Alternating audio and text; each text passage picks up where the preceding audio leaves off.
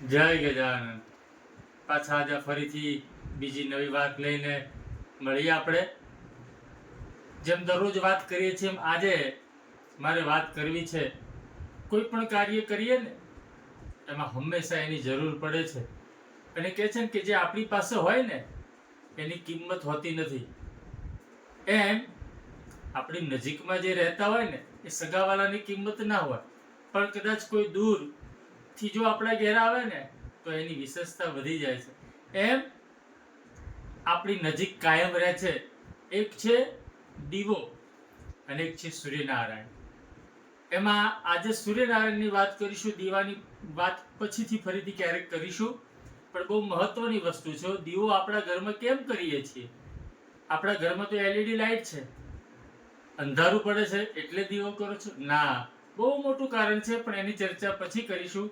આજે વાત કરવી છે સૂર્યનારાયણની. સવારમાં ઉઠી સૂર્યનારાયણને જળ અર્પણ કરવું જોઈએ.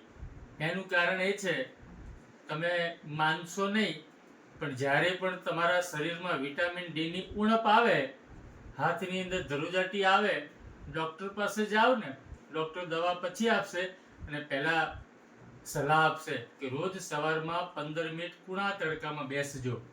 કારણ કે વિટામિન ડી નો સ્ત્રોત સૂર્યનારાયણ છે, જગતનો દીવો છે, જેના વગર આપણું જીવન શક્ય છે નહીં.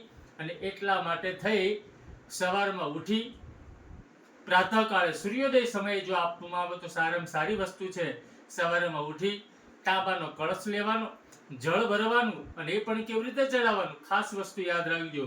બંને હાથ ઊંચા કરવાના, સૂર્યની સામે જોવાનું છે, ઓમ સૂર્યાય નમઃ બોલી અર્ઘ્ય આપવામાં આવે, જળ ચડાવવામાં આવે તો આપણને ઘણા બધા ફાયદા થાય છે. કે જે કળશમાંથી જે જળ પડે છે એમાંથી સૂર્યના પ્રકાશ જોવાનો છે, જેનાથી આપણા જીવનમાં ઘણો બધો ફાયદો થાય છે. તો એના મંત્ર પણ છે. પુરાણોક્તિની અંદર કહે છે કે જપા કુસુમ કાશ્યપે મહાધુતેરી તમોરી સર્વપાપગ્નમ પ્રણતોસ્મિ દિવાકરમ.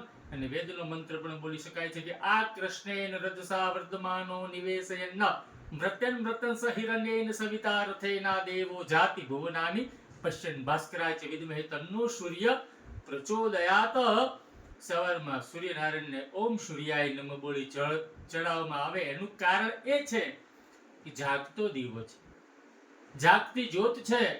તમારા ઘેર, મારા ઘેર આપણે લાઇટ બિલનો ઉપયોગ કરીએ, બિલ ન ભરાઈ જાય તો કપાઈ જાય છે. તો એમ સૂર્યનારાયણના પ્રકાશ વગર આપણું જીવન શક્ય નથી. તો એને જળ અર્પણ કરવું ને એ ખાલી એને થેન્ક યુ છે.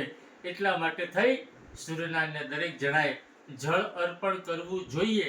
તમે કરતા જશો, ના કરતા હોય તો આ વિડીયો સાંભળી મેં તમને કારણ જણાવ્યું તો કાલથી બધા ચાલુ કરજો, જળ અર્પણ કરજો. અને જાગતો દેવ એટલા માટે છે, મંદિરની અંદર દેવી દેવતાઓ છે, આપણા ઘરમાં મંદિરની મૂર્તિઓ છે, પણ સૂર્યનારાયણ તો જાગતો દીવો છે. એનું એક ઉદાહરણ આપું કે ધણહેરમાંથી જોગીદાસ ખુમાણ બહાર નીકળતા હતા. વાતને ટૂંકમાં કહું, એક દીકરી ગાયો ભેંસો ચરાવતી હતી. ખુદ જોગીદાસ ખુમાણ હતા, દીકરીને ખબર ન હતી. અને ત્યારે જોગીદાસ ખુમાણ દીકરીને કીધું, બેટા તને એકલી આ વનવગડામાં છું, ડર નથી લાગતો, બીક નથી લાગતી? ત્યારે દીકરીએ એવો જવાબ આપ્યો કે અહીં તો મારા જોગીદાસ ખુમાણના બારવટિયા ચાલે છે, કોની તાકાત છે કે અમારી ઉપર ખરાબ નજર કરી શકે? અને ત્યારે જોગીદાસ ખુમાણે, કારણ કે વનવગડામાં મંદિર, દેવ મંદિર ક્યાંથી હોય, ત્યારે સૂર્યનારાયણને સાક્ષીએ કીધું હતું કે હે સૂર્યનારાયણ, ભલે ઉગ્યા ભાણ ભાણ મારા ભામણા, જીવન મરણ લગન માણ રાખે છે કશ્યપ રાવ. હે સૂર્યનારાયણ, મારી જેવી આબરૂ છે ને એવી મારા જીવન ને મરણ સુધી આવી મારી લાજ રાખે છે. જગતનો દીવો છે. સૂર્યની સામે તમે જે કઈ વાત કરી શકો છો એ પ્રત્યક્ષ દેવતા છે. તો સૂર્યનારાયણ જગતનો દીવો છે. દરેક જણાએ રોજ સૂર્યને અર્ઘ્ય આપવો જોઈએ. તમે આપતા હશો, નહીં આપતા હોય તો આપજો. વિડીયોને લાઈક કરજો, સબસ્ક્રાઇબ કરજો અને પાછા બીજા વિડીયો માટે બોલતા રહો. જય ગજાનન.